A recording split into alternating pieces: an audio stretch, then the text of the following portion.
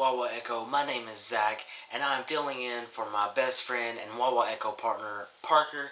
He is on vacation this week. I've checked in with him this morning.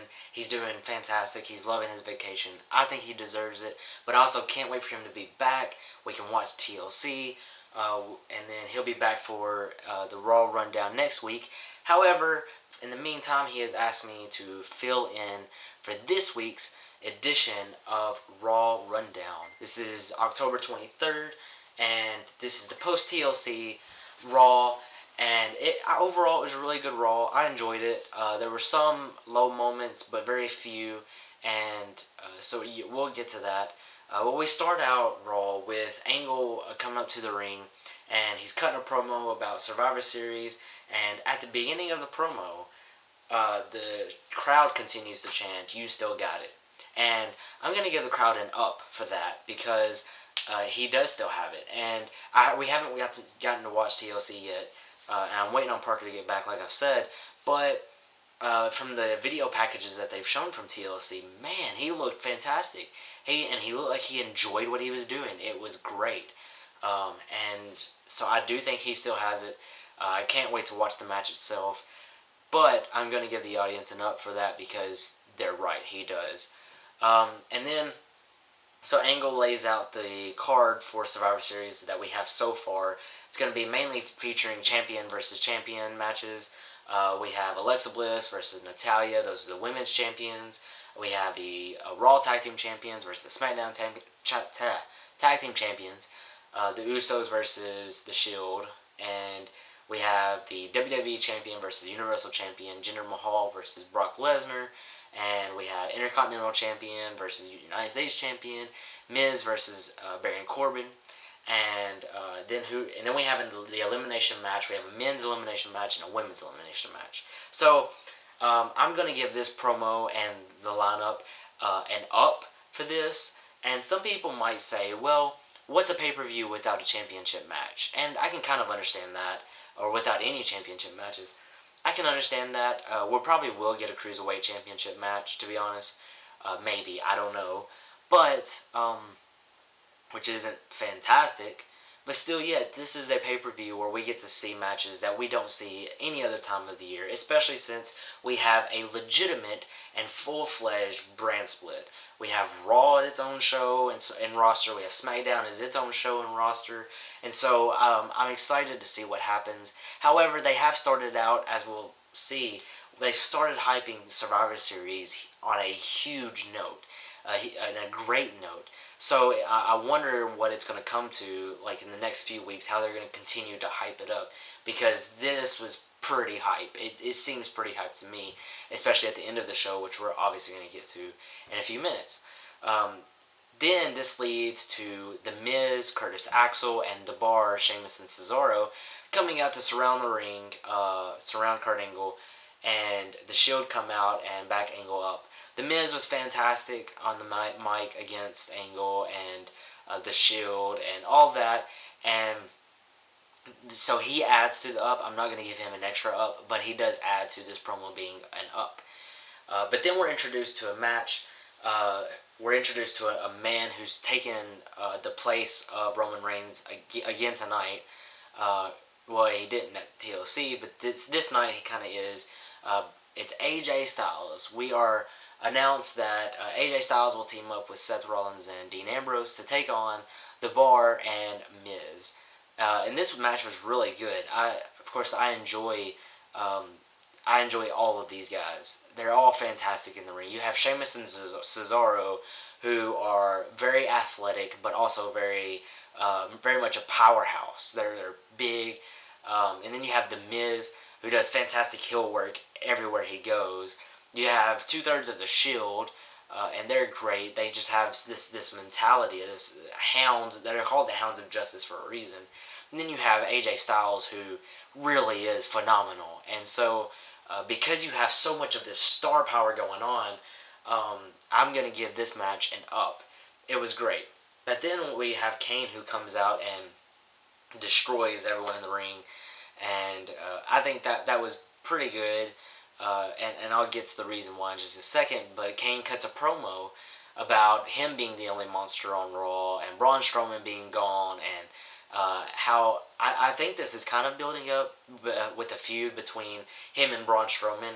And if it is, this is good for Kane because let's face it, he's a mayor candidate for Knox County in Tennessee, and he's been gone for a very long time. The last time he was here, he was corporate Kane and put over people like Seth Rollins and others, and he wasn't like seen as a legitimate threat to hardly anyone. But here we have Kane. We have sort of a new Kane, and I want him to be built up. If he's going to be a threat to Braun Strowman, he needs to be built up this way. So the post-match attack and the promo, I think is good, and it's getting an up. However, we have Finn Balor coming out to give Kane the competition he's asking for, and he was destroyed. I mean, the match wasn't even that great. You have Finn Balor, who's very athletic, but why is Finn Balor putting over Kane? Have someone else bigger, stronger. And I'm not saying Finn Balor isn't big or strong. He's not big, but he is pretty strong, and he's very athletic. He does everything great in the ring, but I just didn't like the match. I didn't like the premise behind it. Kane asks for competition, and he gets Finn Balor, but then it's a squash match. Like, if you want competition, at least make Finn Balor look pretty good. But this match gets a down. I didn't really enjoy it that much. Then we have a backstage segment between Kurt Angle and Shane McMahon. They're hyping up Survivor Series. It's awesome just seeing these two together, knowing the history between Shane McMahon and Kurt Angle, and knowing everything, all the chemistry they have together. It was fantastic, and sort of the brotherhood that was seen between the two, and the friendly competition. Yeah, we'll get to that later. But the friendly competition between the two, who's better? I'm better. I'm gonna win. No, I'm gonna win. Remember, I won last year. This and that. Like, I love the back and forth. This segment gets an up, and then we're followed with the segment with a rematch from TLC between Emma and Asuka. Now, I don't know why they continue pushing Emma versus Asuka. It was fine. Okay, Emma saying I lost, but I want a rematch. I mean, but come on, it's Asuka. And this is the first match I've seen with Asuka simply because I didn't watch her NXT days, and I haven't seen TLC yet. But she was great in the ring, and especially Corey Graves. But the announcers built her up really well, made her sound absolutely devastating every time she comes into the ring and faces anyone. That she's a huge threat. So overall, the match wasn't like that exciting, except just to see Asuka eliminate and kill Emma. So the match gets an up overall, but just barely. We're followed up by another women's segment. Alexa Bliss comes out, and she's talking about the crowd and how she deserves the "You Deserve It" chants, and I love how she brings up Finn Balor and AJ Styles. Of course, they're going to get those chants because it's Finn Balor and AJ Styles. They have a history. They are both very, very good at what they do, and but I also think Alexa Bliss was right. She does deserve it. She does great mic work. Her ring work is really good. I like that she's still champion. She is a great champion. I hope she stays champion for a long time.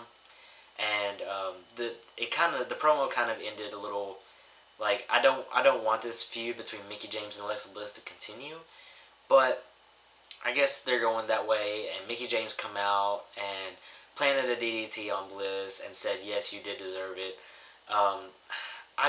I didn't really enjoy that part, but I am going to give the segment an up just because Alexa Bliss is really good at what she does. We're followed by another promo by a man named Elias, and he's playing guitar, and he says, "I'm finally going to have a night where the music is going to be uninterrupted." Of course, everyone saw what was coming. It was interrupted, and it was interrupted by mic interference, and he says he's going to go find whoever's responsible for it. And then Jason Jordan comes out. I usually enjoy Elias's promos. I enjoy Elias as a character. He's a great heel. He does great mic work. The fact that he can play guitar as well is pretty cool to me. And he has pretty good in-ring abilities. But this segment just seemed like a filler. Just seemed kind of, I don't know. I'm not interested in Jordan versus Elias, and it's apparently because they don't have anything for Elias or Jason Jordan. So what do? You just put those two together. And so because it's building towards that, I'm gonna give the promo a down. But then they have a match afterwards, and the match was pretty good. I liked it, and of course you have two very talented athletes. You're gonna hopefully like it. And I love how it ended. You have Jason Jordan just destroying Elias and throwing him through barricades, or not through, but into barricades. And you have the ending is Elias gets intentionally disqualified by hitting uh, Jason Jordan with a guitar. And you could see the whelps over his arm. Fantastic, well done. So I like the match. I don't like the fact that they're having a feud, but since the match itself was good, I'm gonna give it an up. And enough talking about that. We're gonna get on to one of my favorite parts of the night.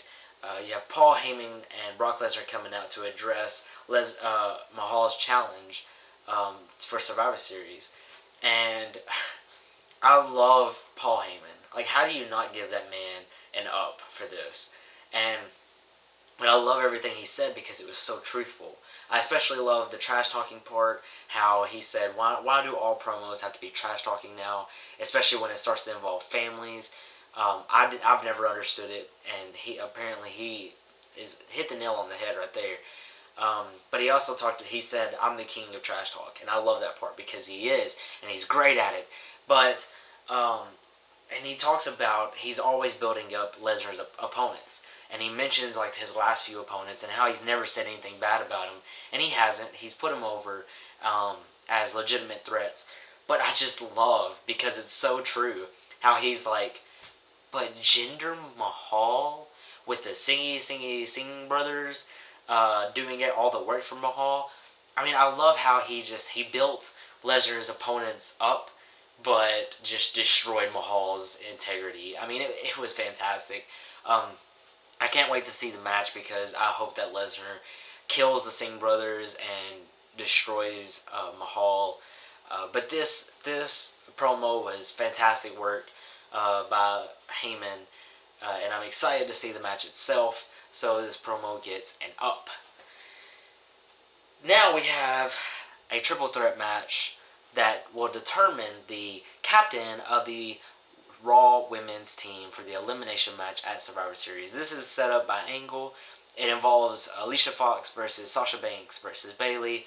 I don't I didn't like the concept of the match. Like, maybe if it was Bayley versus Sasha, that would have been nice. But I really don't like Alicia Fox for many reasons, and it's not just because she's a good heel. Like, I love the Miz I love hating the Miz because he is such a good heel. I love hating Elias because he is such a good heel. I love hating Brock Lesnar even though he's not really a face or a heel. He just does whatever he wants. But I love when heels do good work, and Alicia Fox doesn't do good work, in my opinion. Um, but I didn't understand this match at all. It wasn't exciting, even though you have Bayley and Sasha in there. It just wasn't exciting. You have Alicia Fox getting out of the ring and ringing the bell and wasting time, and I don't understand why Fox won. There was no real extreme emotion to this match at all, and the match gets a down. It was just bad for me. I didn't enjoy it. I just it was bad. I don't like Alicia Fox. Anyway, we're followed up with another multi-man match. This was a 10-man cruiserweight division tag team match. And I didn't get to watch this match for two reasons. For one, I fell asleep before it actually happened on Raw Monday night, but then I went to watch it on Hulu to prepare for this video, and they didn't have it on Hulu. What in the world? And I didn't care to look it up because honestly, I don't understand any of it. I know whether it's getting up or down to begin with because of the premise. Why are people still aligning themselves with Enzo Amore? He's champion again. You know he's going to start trash talking again. And he doesn't really give a care about anyone else except himself. Why is anyone on Enzo Amore's side? I think he's better as a manager. I think he should have stayed a manager, not a wrestler. But that's just my opinion. Whatever. but this match gets a down. They don't get me wrong. The cruiserweight matches, they're very they're very spot filled. It's usually a spot fest, but they're still very talented. The wrestlers themselves are very talented. The matches themselves are not always great, and especially with the concept that they have going on, the match gets a down. We end Raw with something incredible, something unpredictable, something that is so hype that I want to watch the Survivor Series right now, because it's going to be interesting. Kurt Angle comes out and he's about to announce the Raw team, but then he's interrupted by Shane McMahon, who wasn't alone. Like half the roster of SmackDown was there, and they follow Shane McMahon to the ring. They surround the ring, and Shane McMahon says, "Under siege." And Kurt Angle leaves the ring, and he rushes to the back, and Shane says, "Go get him." And so they run rampant through the through backstage and killing everyone and just taking out everyone. I do love that you had Ambrose and Rollins put up a pretty good fight, but then even they were taken out. They made Kurt Angle watch. They pulled Kurt Angle to the ring, and um, Shane just he kind of cuts a heel promo, and so I'm gonna give this segment an up and a down, and I'll explain. Because the down goes to the fact that Shane McMahon isn't this guy a face, unless this is his heel turn. But this seems like something a heel manager would do. And I understand that you don't have either managers as a heel; you have them both as a face. But I don't understand why Shane did this. And but I do like the concept of an invasion, and it makes it really exciting to see Survivor Series, because you have SmackDown, who's considered the B show, coming and just completely destroying Raw, and it makes it look like we're the flagship program, not Raw, and even though we obviously know Raw is, but it's good stuff. Like I'm looking forward to it. I wonder how they'll top this in the weeks coming. If SmackDown will continue to do that, or if Raw will invade SmackDown. But it makes me interested to see SmackDown. It makes me ready to see Raw next week, and it hypes up Survivor Series. So it does a very good job all around. So that's why this gets it up. And so we end Raw on a very high note. We end it with 10 ups and 5 downs, I believe. Um, and so Raw was really good this week. Like I said, I'm ready to see what's coming up. I will be back for the SmackDown survey. Parker will be back for the Raw Rundown next week, so check that out. If you like this video, hit like. Leave a comment whether you agree with my sentiments, or maybe you disagree with something. Maybe you have something to add that I missed. Leave that in the comments below. Subscribe to follow our content. We will have the SmackDown survey out hopefully tomorrow, and again, I'll be doing that. And then we have Parker returning next week. We have a ton of good content. As soon as he's back as well, we'll be able to watch TLC, give some of our reactions to that. So we have a lot of good stuff coming up, and we're going to enjoy doing this for you guys. So subscribe, follow our content, keep up to date with what we're doing. But I believe this is it. I'm headed out. Again, altogether good Raw. Hope you enjoyed it as well. Hope you enjoyed this video. But I'll head out, and I'll see you for the SmackDown survey. Peace.